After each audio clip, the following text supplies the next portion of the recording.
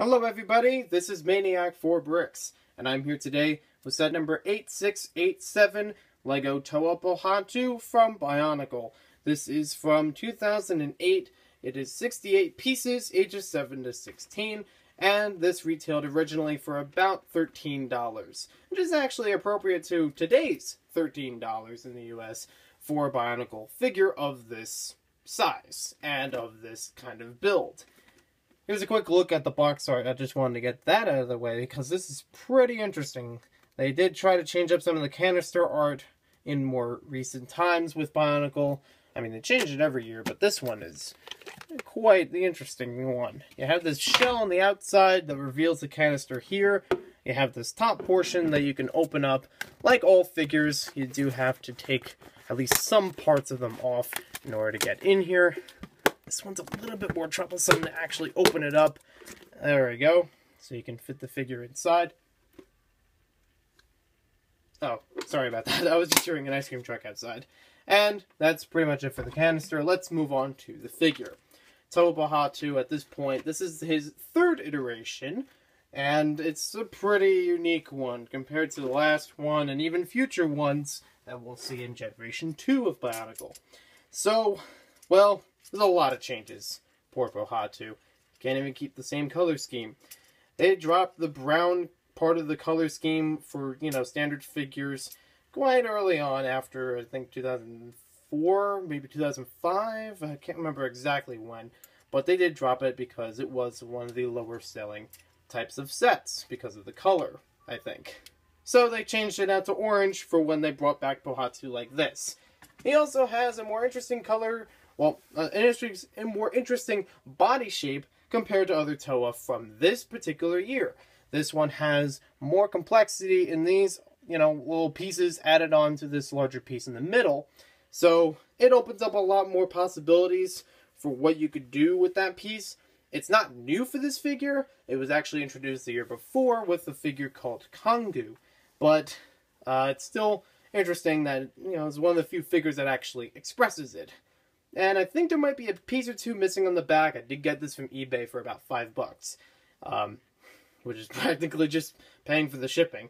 But there was actually a piece in the back that could be attached so that you could hold other smaller figures onto it and have it more of like a suiting them up for more power. Kind of like more recently with the 2016 line with the Uniters, which is nice to bring up this year in comparison to that one because of that feature. Now this one also is more interesting because he doesn't really have hands. You could consider these claws, maybe some sort of, I don't know, some kind of hedge trimmers. Honestly, I'm a big Bionicle fan. I think they're hedge trimmers. But there's really not much as far as what you can do with them just as these large pincer things. You basically can open these up, and if you move the arms around, you can create some kind of propeller or turbine action with them. In most of the promotional artwork for this figure, it basically shows that the hands are up as if it's like working with two helicopter propellers. And you could also have them standing outward. Maybe if you still keep them together, you could have it as sort of like a drilling tool. Even though most of this year takes place in the sky, it really doesn't matter that way. And it matters more with the first function I said, which you have this open and try to spin it out like that. Now, it is interesting how this one has a shoulder-mounted, I forget what the name of the blaster is, but the shoulder-mounted blaster, and also has more on the outside cover, like this bluish covering. All the other figures, except for, I think, Liwa, have that for this wave. Which is, kind of interesting. And it does break up from how the mask used to look. I used to have the other version of the mask around here, but I think it's on the Bionicle mask wall right now, so we'll talk about that a little later, I guess. Or you could just check out the wall and see it there. So, well, we have the blaster here. It has its own play function. You basically load this up with the balls that you've had since about 2006. And if you turn this, it will launch with quite the velocity. So you can store 2, 3, 4 of them in here at a time, and it actually does hold them in pretty well. If you shake the figure around, they won't fall out until pressing the trigger. So it's an interesting looking figure. I'm not really crazy on the orange. Like, it's cool, but it doesn't really identify that it's Pohatu. You could almost not tell this was Pohatu, because the last time we saw him, he did not look anything like this. Even the mask doesn't look quite like his.